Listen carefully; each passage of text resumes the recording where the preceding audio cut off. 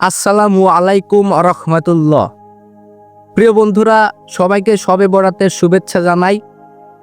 আজকের এই রাতটি অনেক গুরুত্বপূর্ণ, বিশেষ করে আমাদের মুসলিম জাতির জন্য এই শবে বরাতের রাতটি অত্যন্ত গুরুত্বপূর্ণ।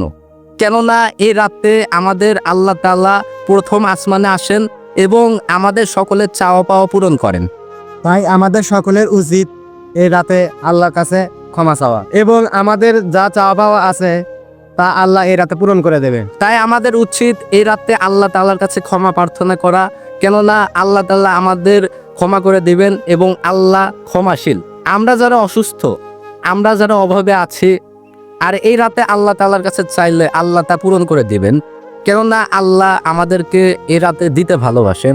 এবং আমরা সবাই এই রাতটা অনেক ইবাদত করব, কেননা এটা 1000 বছরের চেয়েও অতি একটা সুন্দর রাত, যেখানে আমাদের অনেক অনেক সওয়াব হবে যদি আমরা ইবাদত করি। সো আমাদের নবীজি বলেছেন যে এই দিনটা 1000 বছরের চেয়েও দামি। সো আমরা সবাই আপ্রাণ চেষ্টা করব এই দিনে আমাদের যাদের চাওয়া পাওয়া, আমাদের যেটাই সমস্যা থাকুক না কেন, আল্লাহর সাথে শেয়ার করব। ইনশাল্লাহ আল্লাহ আমাদের এটা পূরণ করে দিবেন।